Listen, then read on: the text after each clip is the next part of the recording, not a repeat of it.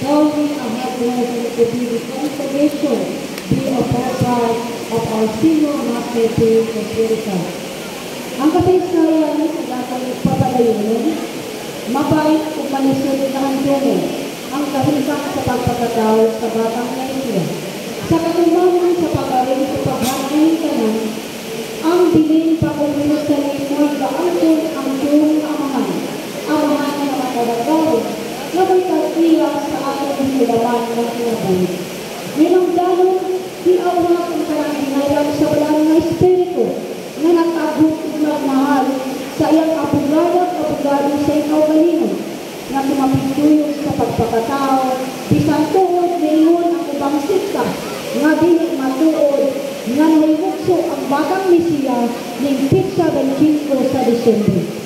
Sa atong ipapadayunan nga mga pag-ogyaw, ang katungganan sa atong agtutudlo na iyang ipadayon, kasamtangan ng nasod sa Pilipinas, wala pa na plastar ang kagawasan, makiguyog o makibugyaw kita sa naandan na pagsiligal sa tibuok kanasuran o ninasod sa Pilipinas, maawag ipadayon ka nato ang pagsilibrar ni ining pitsaha, gisugat sa 24 o gikuha ang parig sa nag-aghop sa Diyong Mamahan dito sa bukid sa Kamingawan na gitawag og syudad na tinago bilin Bagong Jerusalem.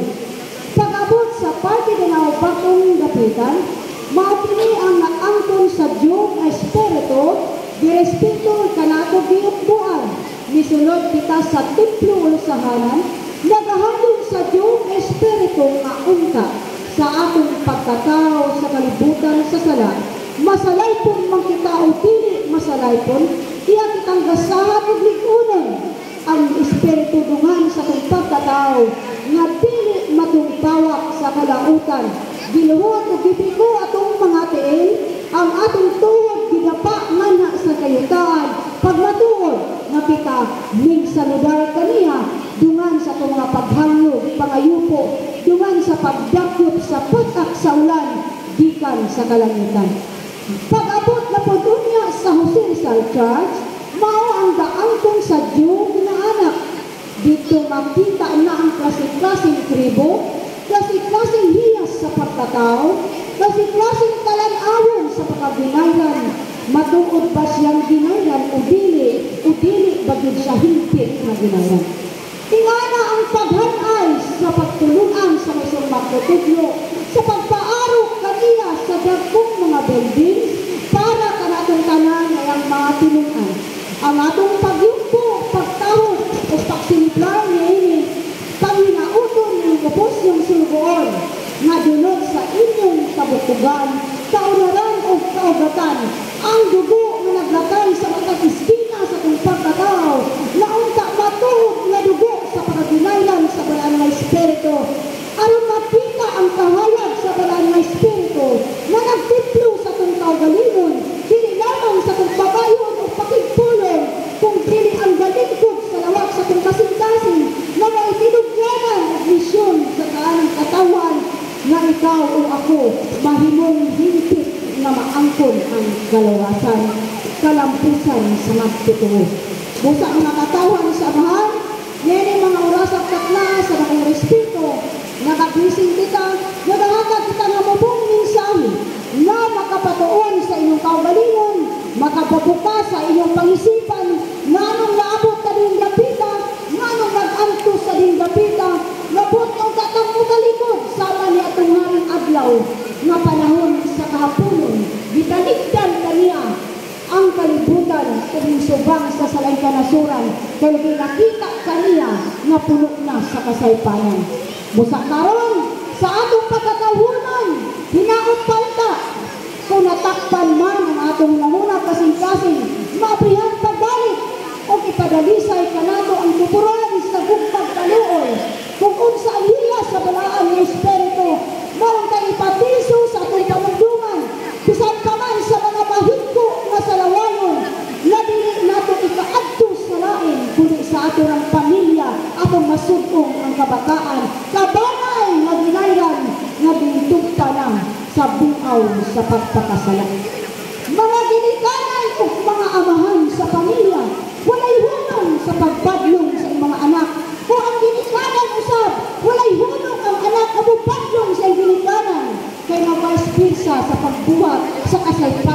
kalibutan. Kasi nga mahinumdum na ka magsunod sa templo. Mahinumdum na ka pagtatak na namarka ang divine na Super Spirit na kita di ay balaanan na pagkatao. Walay luna o walay angay sa pagpakasala. Basin anak lang ang nabutang sa atong pangisipan. Pagawas ka na sa templo, wala na nakitang divine na Super Spirit. Wala na nakitang Master P. ang Harapid Judge. Wala na nakitang Bilin Bagong Jerusalem. O wala na nakitang Party Ganaw Bagong Gapitan. O Jose Rizal Church. Lahimong nakitaan nintuman sa buaw sa kalangit. Ang mga paghandong o paghambil, walay hulong sa mga katawan. Kaya lagi ang magtuturo sa amahan o sa unta siya kaputli na kagahom nga iya pinigipandungan sukad pa sa sinuganan. Bisan unsa pa ang imong propesyon sa kalibutan. Bisan unsa pa ang pagsalingwan sa balahan ng Espiritu. Ninihigayon na ang taknaa. Mahilong ikaw sa maistong magtutudlo. Di unsa ka pagdumalan pagpakaon kaniya. Sadyang nakita ang pamayong panigura. Di unsa pagtudlo ng tao mutanga sa bukid sa bilin o kulibo. Kay dito niya gituntong ang Jerusalem na kinailan sa balahan ng Espiritu. Dito muna na nakita ang ego nga mga balahan ng Espiritu na mahimong abogado sa pagkatao. Bisan pakagdato ka sa katilingban. Hanandon o gutangan ka sa katilingban.